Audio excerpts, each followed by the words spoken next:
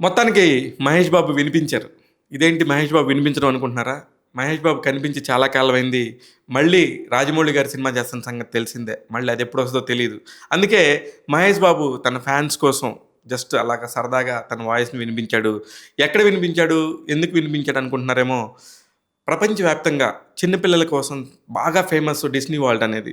ఆ Disney world సినిమాలు చాలా చాలా బావుంటాయి. ముఖ్యంగా గతంలో 'ద లయన్ కింగ్' అనే సినిమా 'సింబా' అనే ఒక క్యారెక్టర్‌తోని అద్భుతంగా ప్రదర్శించబడింది. ఆ సినిమా వచ్చి దాదాపు 5 ఏళ్లయింది. 5 ఏళ్ల తర్వాత వచ్చిన ఈ సినిమాకి హీరోగా తెలుగులో మహేష్ బాబు 'ముఫాసా' అనే క్యారెక్టర్‌కి డబ్బింగ్‌ని అందించడంతోని ఒక్కసారిగా దాని మీద క్రేజ్ ఏర్పడింది.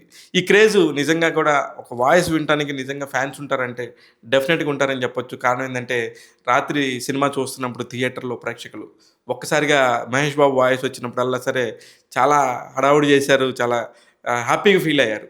అలాగే మహేష్ బాబుతో పాటు హీరో సత్యదేవ్, సీనియర్ నటులు బ్రహ్మానందం గారు, అలీ గారు, ఇంకా చాలామంది 'అయ్యప్ప పి. శర్మ' విలన్ క్యారెక్టర్‌లో చేశారు. ఆయన కూడా చాలా బాగా అనిపించింది. వీటన్నిటికంటే ముఖ్యంగా 'షేకింగ్ శేషు' అని 'జబర్దస్త్‌లో' ఒక నటుడి వాయిస్ ఉంటది. చాలా బావుండింది. ఆయన కూడా ఒక పక్షి క్యారెక్టర్‌కి డబ్బింగ్ ఇచ్చారు. ఇట్లాగా చెప్పుకుంటూ పోతే ఇలా చాలా ఉన్నాయి. ఈ సినిమాకి సంబంధించిన కథ ఏంటంటే మొదట ఓపెన్ చేయగానే ఒక చిన్న 'ముఫాసా' తప్పించుకుంటాడు. ఫైనల్‌గా మళ్ళీ ఎక్కడ కలుస్తాడు.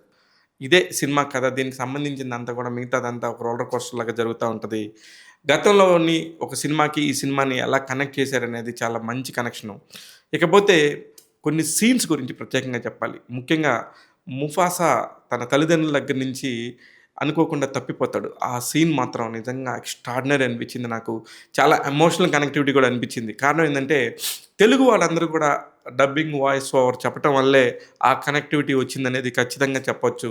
ముఖ్యంగా 'అలీ' క్యారెక్టర్ గాని, 'బ్రహ్మానందం' క్యారెక్టర్ గాని చాలా కామెడీగా మాట్లాడుతూ ఉంటే సీరియస్‌గానే ఒక సినిమాలో హీరో ఎలా మాట్లాడతాడు Mahesh Babu, as it ఈజ్‌గా 'Mufasa' క్యారెక్టర్‌ని అలా దించేశారు.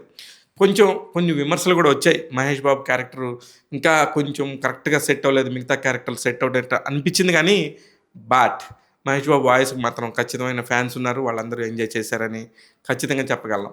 ఇకపోతే ఈ సినిమాని ఎవరు చూస్తారు? ఎందుకు చూడాలి? బీసీ సెంటర్‌లో అయితే ఈ సినిమా కొంచెం ఏ హీరో ఉన్నారు? ఏ హీరో లేరు? అనే ఆలోచనలతోనే సినిమాలకెళ్తారు కాబట్టి ముఖ్యంగా మున్సిపాలిటీస్ గానీ, లేకపోతే హైదరాబాద్ లాంటి మెట్రోపాలిటన్ సిటీస్ గానీ, ఇలాంటి సిటీస్‌లో మాత్రం ఖచ్చితంగా దీనికి మంచి ఓపెనింగ్స్ ఉంటాయి. డెఫినిట్‌గా చాలా బావుంటుంది. ఇకపోతే 'ముఫాసా ద లయన్ కింగ్' సినిమాకి టాగ్ తెలుగు ఇస్తున్న రేటింగ్ 2.75 ఔట్ ఆఫ్ 5. నేను మీ శివ మల్లాల.